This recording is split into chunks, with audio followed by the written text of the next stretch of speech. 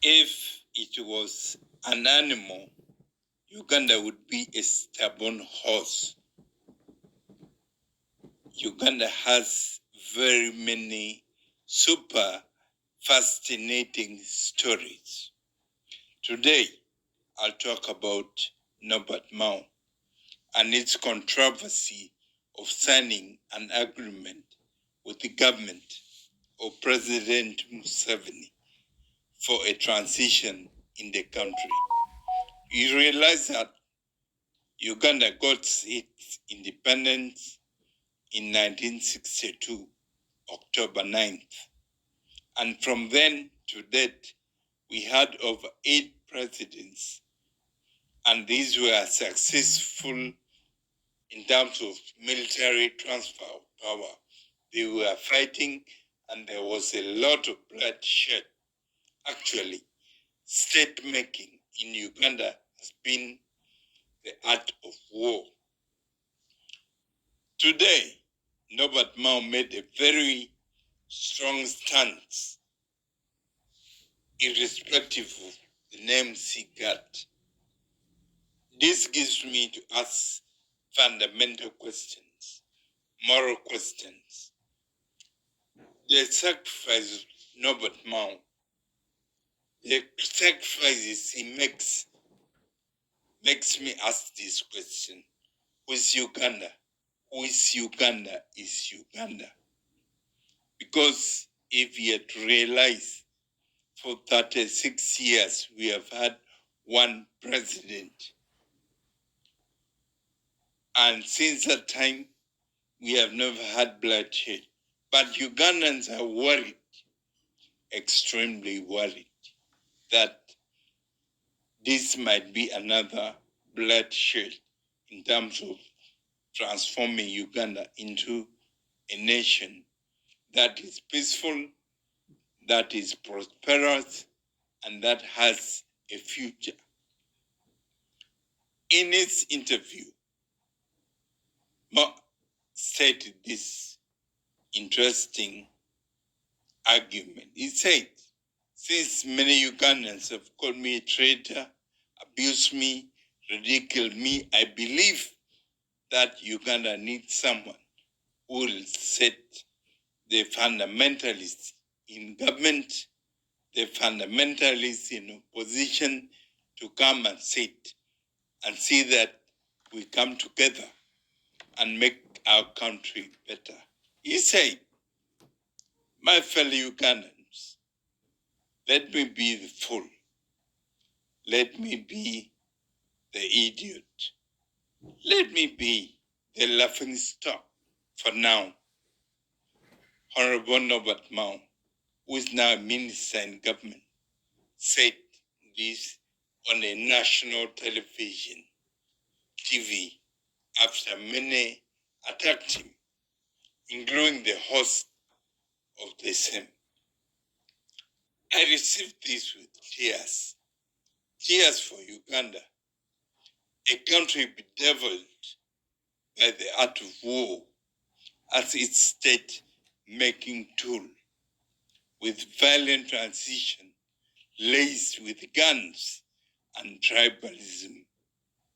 Last year, precisely July 2022, President General of DP, Norbert Mao, shocked the world by signing a cooperation agreement with the NRM's Museveni. Top in his mind was transition. Sadly, the so-called opposition and some fundamentalists in NRM government, whose life depends solely on President Museveni's life presidency or parallelism, their slogan has been no change. They were enraged internally, inwardly. The hatred brewed in their hearts because they are seeing a corruption-free Uganda, because their blood vessel is full of corruption, and that's how they live. They have surrounded the president. They have actually put him under threats. If you leave, there will be chaos in the country. If you leave this and that. Thanks for the wisdom that visited the president. He opened his hands for a better, peaceful Uganda and accepted to work with the DP, Democratic Party, and other opposition. He opened his hands wide. I hope he will prove pretty strong by not trying to destroy opposition, but use DP as a go-between. You remember those days when it is hard for you to date a woman, you send a go-between, a friend of that lady who can talk and convince her to have a date with you. In some places, they call it blind date. Once bitten, twice shy. Many Ugandans have judged that Mao's quest for transition is dead on arrival. Sincerely, this school of thought was bestowed by General Museveni's contradiction of Mao's stance on transition. He said he distanced himself from Norbert Mao's transition talk. He distanced himself from the transition talk. He said they have never discussed about transition with Mao. A warning to you, Mr. President. You said NRM will decide the fate of Uganda on transition. I shudder. If you want peace, tranquility, prosperity, and development in Uganda, besides maintaining the love you have in Africa and the world, in order to maintain your unmatched legacy, set up a committee of eminent persons, eminent Ugandans, the business community, the Indian community, the elders, the teachers, the religious leaders, the cultural institutions, all Ugandans and stakeholders who are there to have a united country like our Uganda anthem states, bring them together and we sit and have a consensus. We dialogue and have a new Uganda, like Norbert Mao suggested. Mr. President, please don't be tempted to run again in 2026. We believe that with political integration of East Africa, you will be fronted as a president. With your wisdom, no one can match you, Mr. President. Yes, Mao received names like a traitor, idiot, and others for agreeing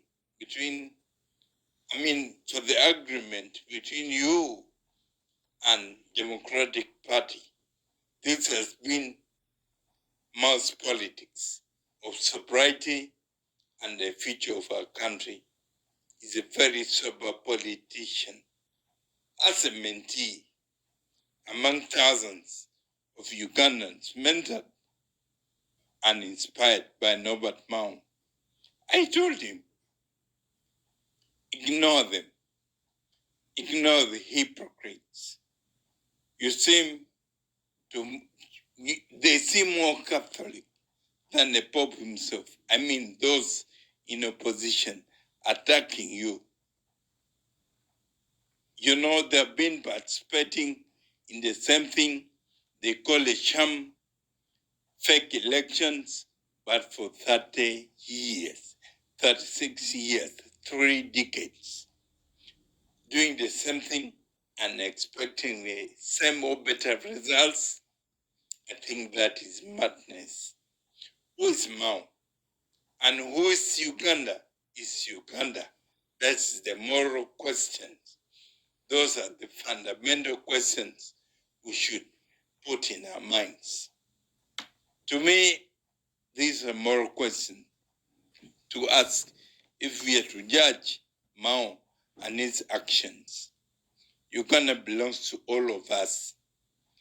Given our dirty past, where state making has been the art of war, I think we need some people to sacrifice.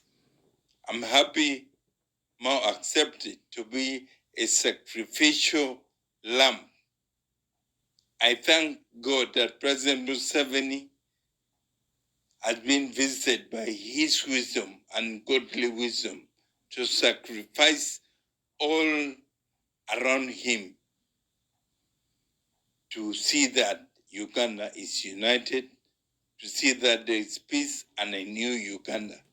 I believe this time we should give the president a benefit of doubt. I'm not surprised with Mao taking this controversial stance. No, but it's never greedy. I remember in his early 20s, he was already fighting for the rights of needy Ugandans in Makerere University as guild president. That was 1990. In 1996, at about 26 years, he was elected Member of Parliament for Gulu municipality. He served for only 2 terms he had promised. Unlike today, there are some people who have taken Parliament as their granary or sitting room. They have been there for over 30 years. But Mao proved the world wrong, that yes, you can serve only 2 terms and leave. I believe with his Ministry of Justice and Constitutional Affairs, he will do what DP does best, that is come with enabling laws that will help Uganda have a peaceful, negotiated transition. We have had a dirty past, war, chaos, killings, and so on. Hatred has been brewed tribally. There is a big northern question. If you read the book of Professor Pinchua in Makerere University in 1986, he argued that there's a northern question. I believe Uganda is so divided that we need to unite, and now. If not, history will condemn us and time will prove us wrong. Right now, people are confused about his working with the president. Many feel he's a tormentor, a subjugator, a dictator. But Mao, in his own words, said, "Judge not." He quoted the Bible. I think we have overjudged the president, but he has his love for Uganda. If you to realize, in 1970s, he formed Fronanza, and this helped to unite with other forces like Ikozi Malum with the help of Tanzanians, and they were able to kick out Amin from power. This shows love for the country. By the way, the name Norbert Mao is receiving now as a traitor, an idiot, anything, all those demeaning words, he received them when Dr. Besigye, Bianyimas, and those icons in opposition now. He was called a coin collaborator, LRA sympathizer, simply because he was trying to advocate for the rights of the people. He stood for justice.